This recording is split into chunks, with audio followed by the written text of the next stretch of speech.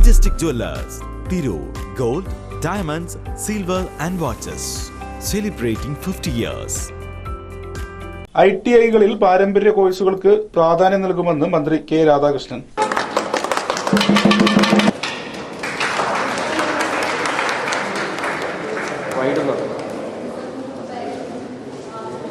പഠനത്തോടൊപ്പം തൊഴിലും വരുമാനവും ഉറപ്പുവരുത്തുന്ന രീതിയിലാണ് ITI-കളിലെ പാഠ്യപദ്ധതി.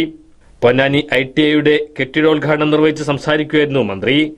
ആനുകൂല്യങ്ങൾക്ക് കാത്തുനിൽക്കാതെ മെച്ചപ്പെട്ട വിദ്യാഭ്യാസം നൽകി ഓരോ മനുഷ്യനെയും സ്വയം പര്യാപ്തിയിലേക്ക് എത്തിക്കുകയാണ് സർക്കാർ ലക്ഷ്യമെന്നും മന്ത്രി കൂട്ടിച്ചേർത്തു. എല്ലാ രംഗത്തേക്ക് ഈ പാവപ്പെട്ട കുട്ടികൾക്ക് വളർന്നു വരാനുള്ള അവസരമാണ്. ഏറ്റവും മെച്ചപ്പെട്ട വിദ്യാഭ്യാസം കൊടുത്തുകൊണ്ട് പുതിയ അറിവുകൾ കൊടുത്തുകൊണ്ട് അവരെ പുതിയ സമൂഹത്തിൽ മുന്നിലെത്തിക്കാൻ ശ്രമിക്കും. എല്ലാ മനുഷ്യർക്കും ആനുകൂല്യങ്ങൾ മാത്രം കൊടുത്തുകൊണ്ട് രക്ഷപ്പെടുത്താൻ കഴിയുമോ? വെറുതെ ഇങ്ങനെ ആനുകൂല്യം കൊടുത്ത് രക്ഷപ്പെടുമോ? ഇല്ല.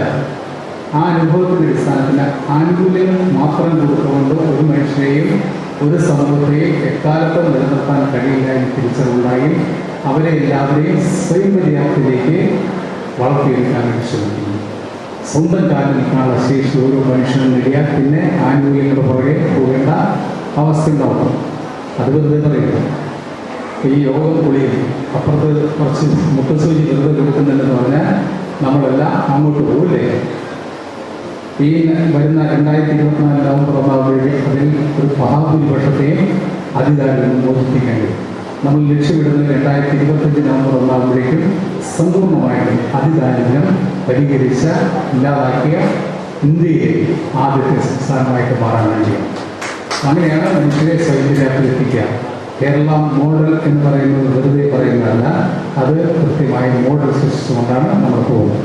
2,19,00,000 രൂപ ചെലവഴിച്ചുകൊണ്ട് പൊന്നാനി ITI കെട്ടിടത്തോടൊപ്പം 3,10,00,000 രൂപ ചെലവഴിച്ച് നിർമ്മിച്ച കണ്ണൂർ മാടായി ITI-യുടെ കെട്ടിടോദ്ഘാടനവും ഓൺലൈനായി മന്ത്രി നിർവഹിച്ചു. എഴുത്തിരുത്തി ITI-യിൽ നടന്ന ചടങ്ങിൽ P. നന്ദകുമാർ MLA അധ്യക്ഷത വഹിച്ചു. പൊന്നാനി നഗരസഭാ chairman Sivadas Attupuram, vice chairperson Bindu Siddharthan, Ponnani നഗരസഭാ സ്ഥിരം സമിതി അധ്യക്ഷന്മാരായ അജീന ജബ്ബാർ, O. ഷംസു, രജീഷ് ഉപ്പാല, T. മുഹമ്മദ് ബഷീർ, നഗരസഭാ പ്രതിനിധികൾ, ജില്ലാ പട്ടികജാതി വികസന ഓഫീസർ മണികണ്ഠൻ തുടങ്ങിയവർ സംബന്ധിച്ചു.